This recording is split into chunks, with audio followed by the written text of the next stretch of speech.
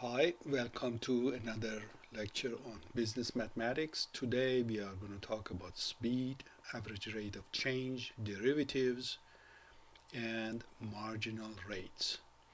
From that long title, you know that it's going to be a lecture in several parts. Okay, marginal rates are basic bread and butter of the business world.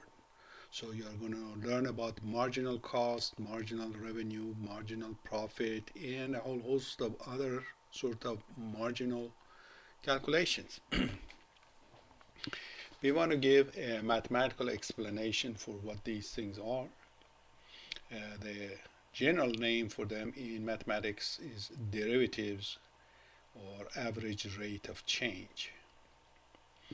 Now, to come down to a concept that is familiar to all of us, let's go after the concept of speed, which is a sort of marginal rate, if you wish.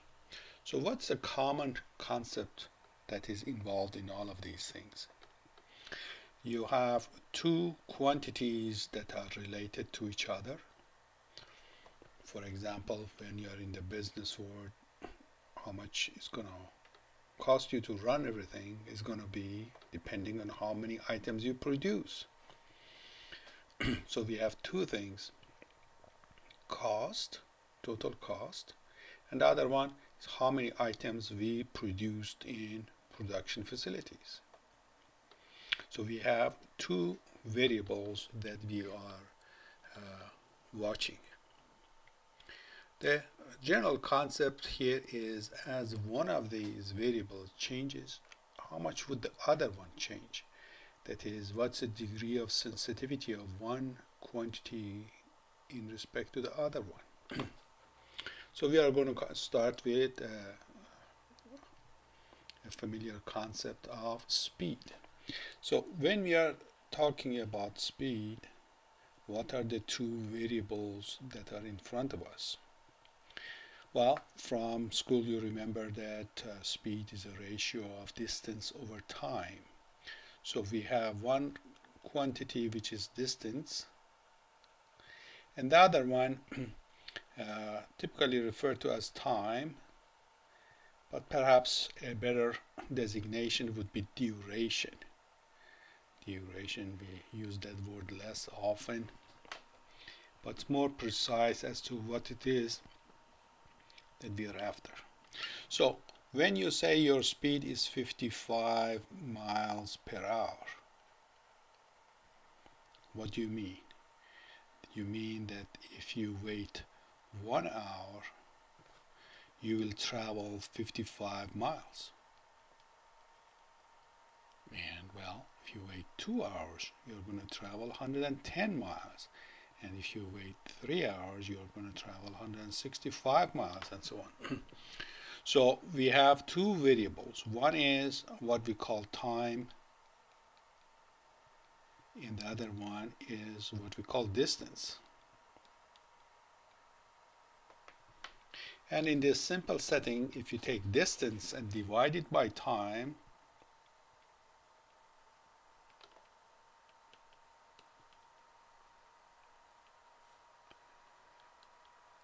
you get this new quantity, speed.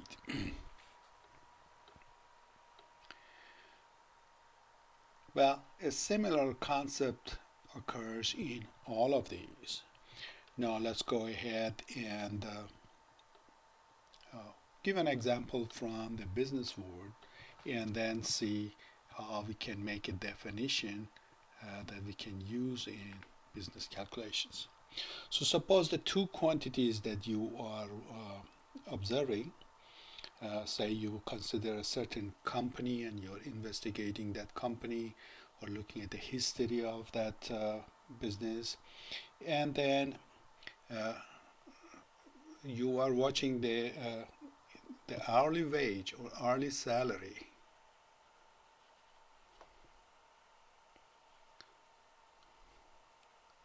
And you are looking at this thing over time, like your father's time, your grandfather's time, at a certain year, you're looking at these two.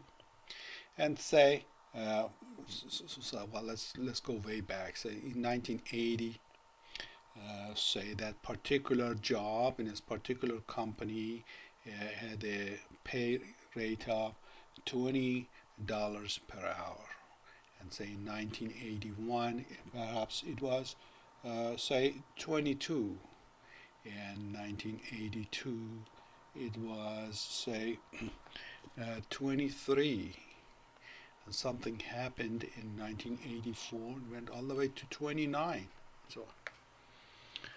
So what do? First, you try to draw a picture that perhaps will explain to us what is happening.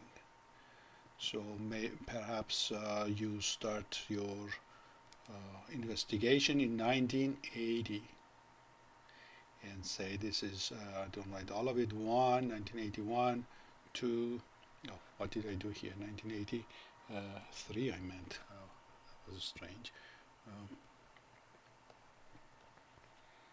Sorry for that. So 1983, I jumped to 1983. So 1980, we pick the 0 out of this, so we start at here, and then let's say, suppose this is $20 per hour, and next year it went to 22, and next year it went to, so this became 22, next year was 23, and next year perhaps it jumped to 29. So you notice you have, so let's use a different color. We have a certain slope here. We are going up. Here we are going up more modestly. Here we are going up at a much faster rate.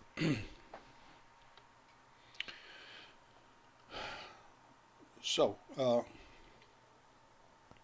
in the first year that you're looking at this, the wages went up by $2 an hour.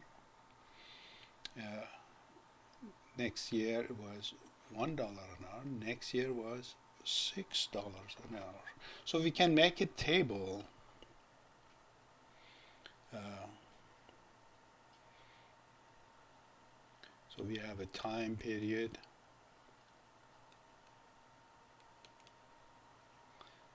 say from 80 to 81, 81 through 82, 82 through 83, and the wages are there. So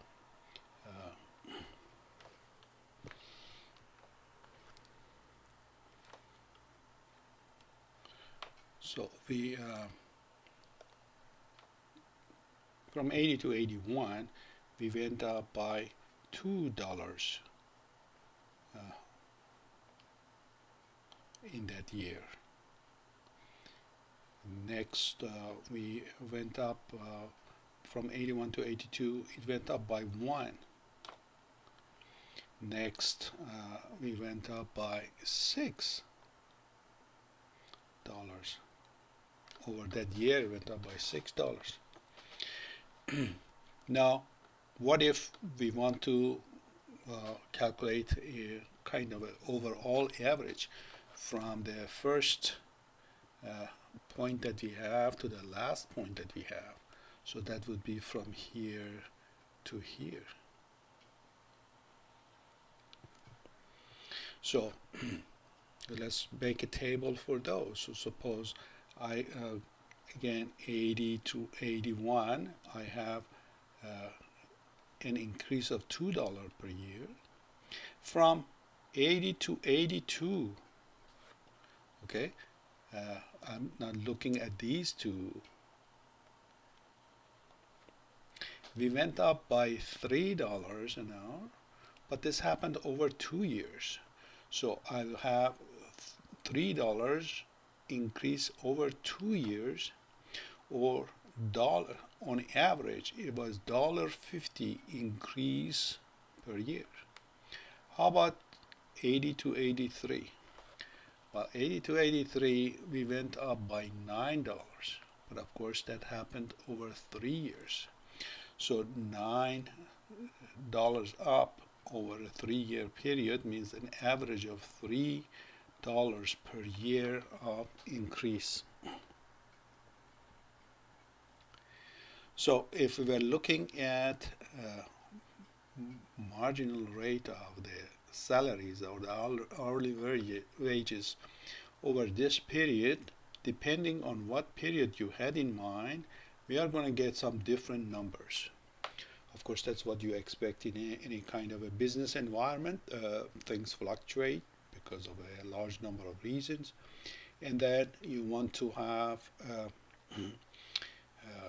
a way of capturing that. So you have a period of time that you keep in mind, a certain duration, and on that duration you figure out how much something changed, and then you take a ratio of these two, and you have your average rate of change. So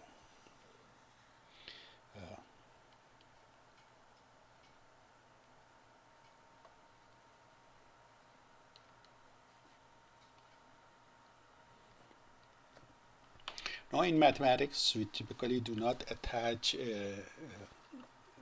meaning to the variables that we have in our mind. We just have some generic x and another generic y, and those are the two variables that we keep in mind. But the meaning of them, one variable for example could be time, and the other one could be salary, or in the more significant case, one variable could be production, the other variable could be, cost or revenue or profit or whatever it is. So we always zoom on, focus on two variables. We say, assuming all others stay fixed or not changing, all else being equal, if we have these two variables, how would the change in one translate to a change in the other one? That's the underlying concept. Now, the mathematical formalism of it, we say, as usual, we have one variable, generically call it y. We have the other variable, generically call it x. The two of them are related to each other by whatever magic there is. There is some connection between the two of them. That connection is now then captured by some formula. We call it some function. So we say y is some function of x. So what does that mean? What is that function? That function is just this table. That function is that table. And then we consider 2 points on this thing. That's like the beginning and end of certain interval, like an interval of time or interval of whatever it is. So we might call the beginning of the interval point A, the end of the interval would be point B.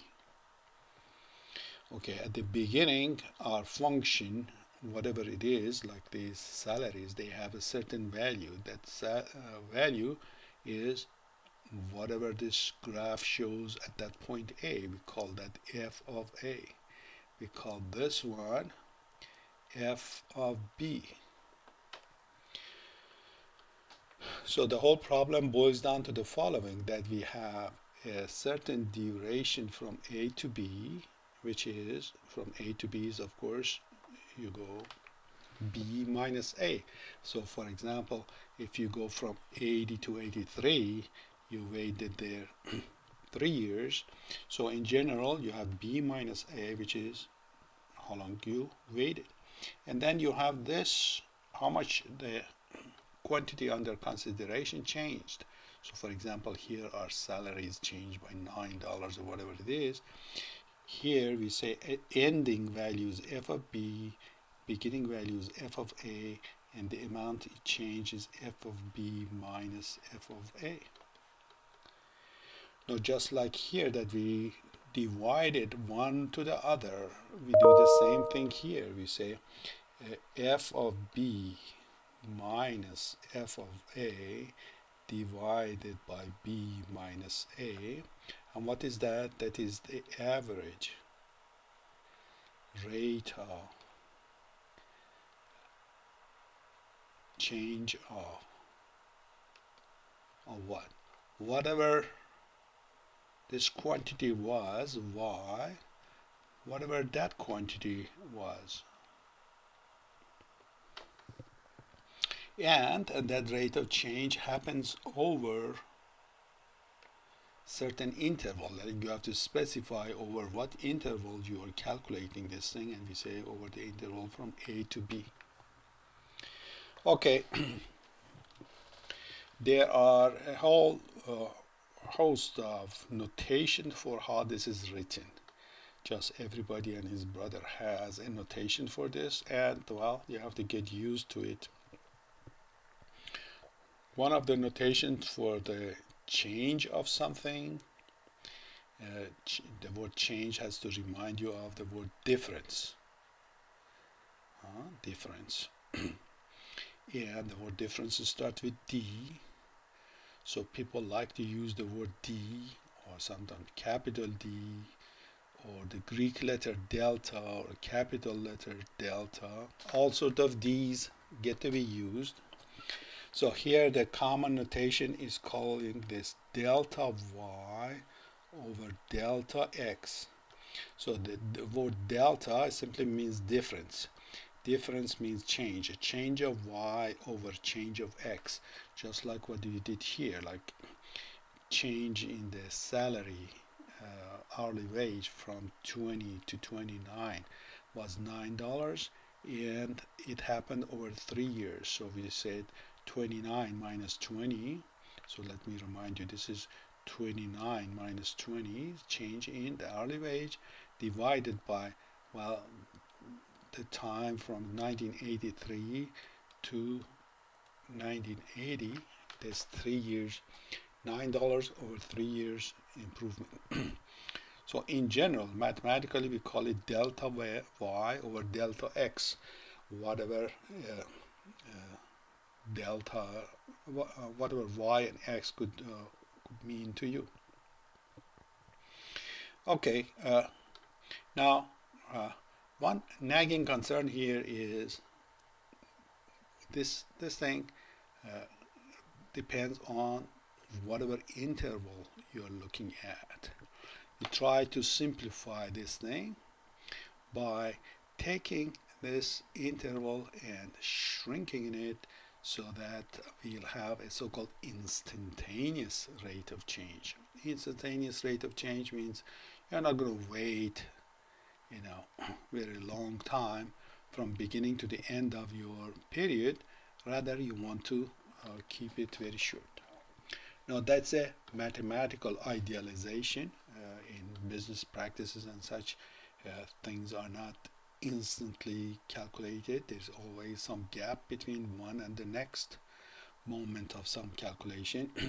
It's either daily or weekly or monthly or something, or perhaps if you are very careful, perhaps they do it by, in Wall Street, maybe they do it every second and so on.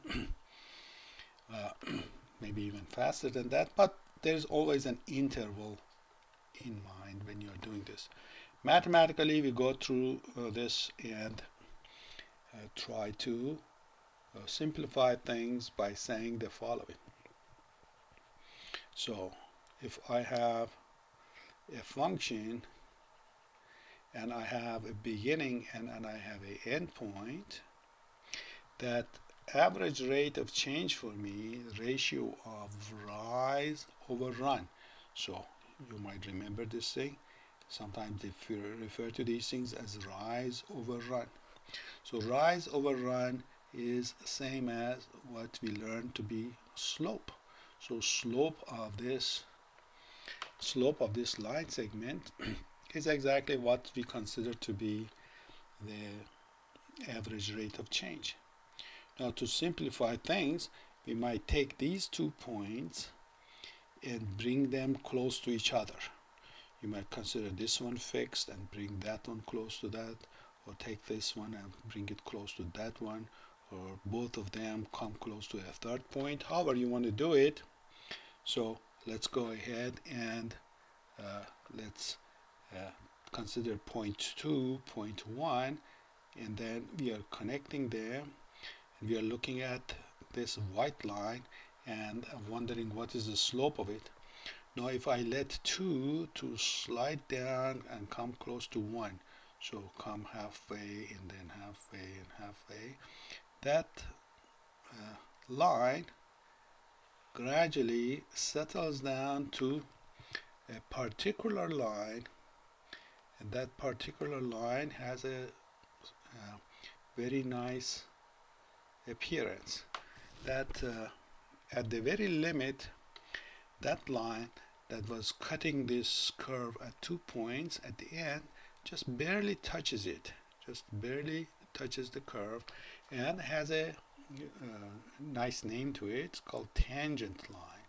Tangent, as you use in everyday English too, tangent means barely touching something. Okay, tangential topic and such. So instead of focusing on a whole slew of different lines and the slope of them, we go after the slope of the tangent line. Slope of the tangent line then becomes our holy grail. Slope of, so the big question is, what is the slope of tangent line? Well, tangent line, what tangent line? We have some curve in mind. So if the curve itself comes out of some graph or some function, and we want to know what is the tangent line to it, and that tangent line, well, we have to focus our mind now as some specific point, and then find out that particular tangent line. So if we want to find what's the slope of tangent line to some graph we have drawn, y is equal to f of x, and well, that is a holy grail. That is the first half of a calculus class, where students in calculus try very hard to find this thing. We are just going to look at some basic cases and introduce you to the concept. So what is the slope of the tangent line to y equal to f of x? First of all, it's called derivative.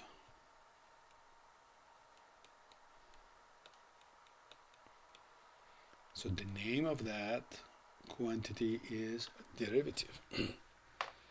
Well, how do you find that? Well, in calculus class, you learn to take limits of expressions and find out the derivative. I'll just do one simple example so that you are familiar with what is involved, but we are not going to be asking you to duplicate this thing. Rather, you'll wait until you perhaps take a calculus class and do the same thing. We are just going to look at some simple cases where we look at derivatives of certain functions. So what is the notation? There are several different notations depending on which historical figure you follow. When this concept was invented or discovered, there was a person in England by name of Isaac Newton. So he had his notation. His notation was to take this and put a dot above it, and later on some other people put a prime on top of that. And there was another person in Germany, and his notation was more sophisticated, and his name is Leibniz. His Leibniz notation was to talk about df over dx. So you remember we said people were very much interested in some version of these. So Leibniz said, okay, if you're looking at one thing versus another one, take d of that over d of the second one. So that was his notation, capturing the concept of change in that fashion. So Newton's notation is easier to write. Leibniz notation, okay, so Newton notation is easy, and the other one is Leibniz notation. It's more professional looking because it spells out what are the two variables involved. So f was the name of the function. Sometimes they just use the y itself, so y dot or y prime or dy over dx.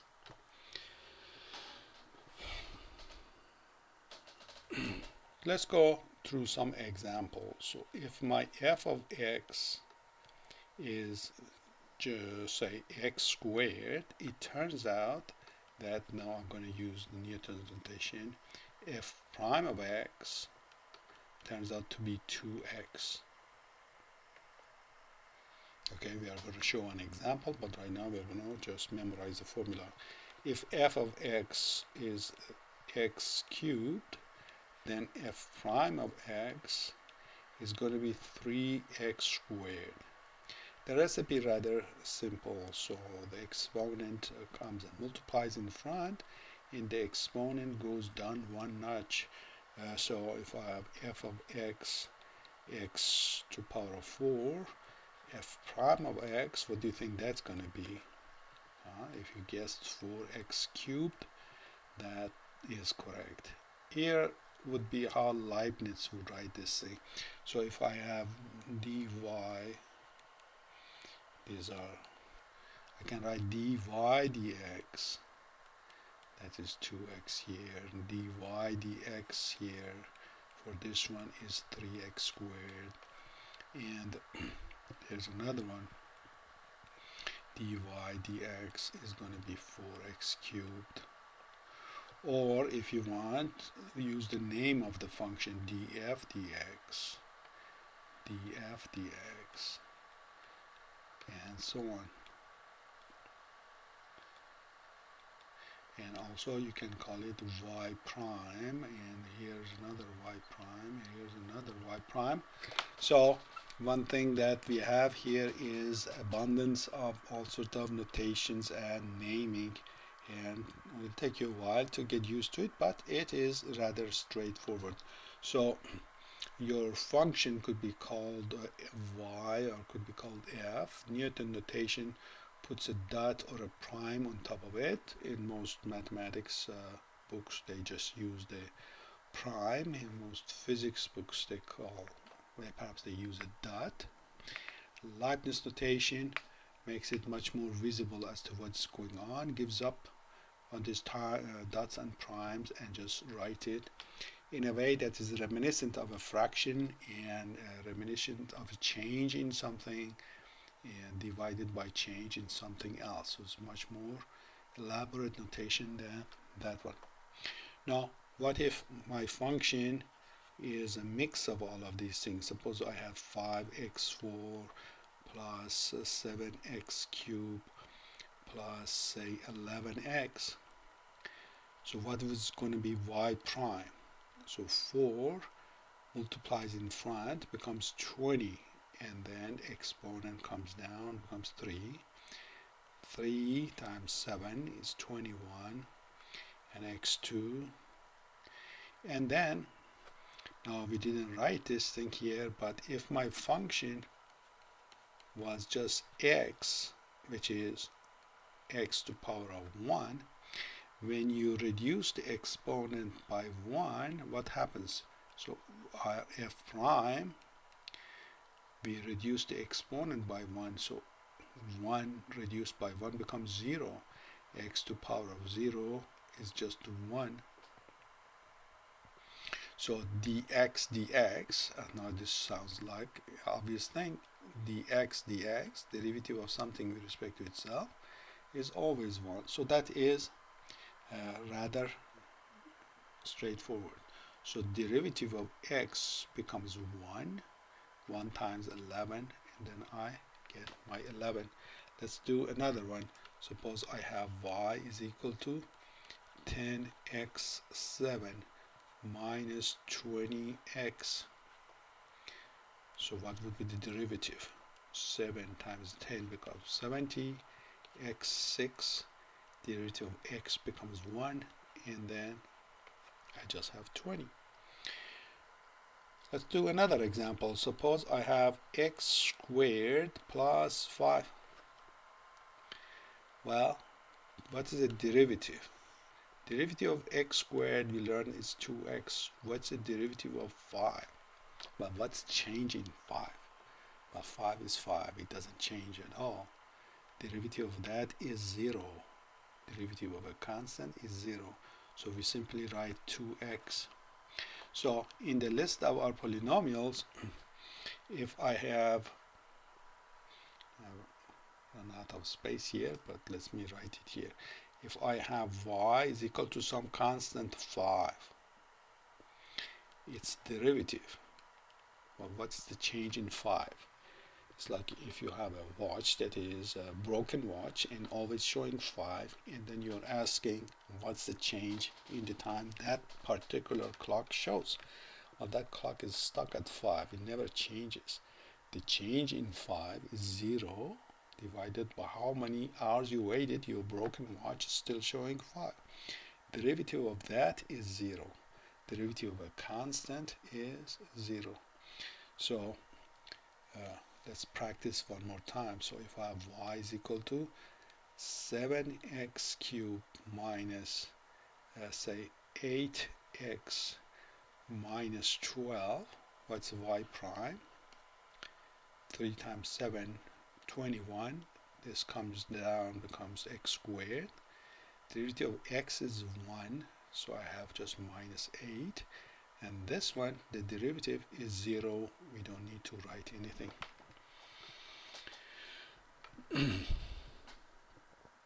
Now the question is, where does this differentiation rule come from? But let's just capture what we had. Derivative of x to power of n is n times x to power of n minus 1. Derivative of x to power of n with respect to x is n times x minus 1.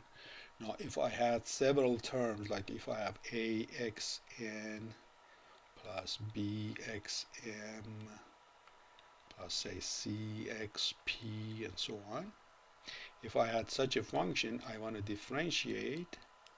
Each exponent multiplies the expression in front, and our exponent comes down one notch. So I'll have mbx n minus 1 and then pcx to power of p minus 1 and so on. In particular, derivative of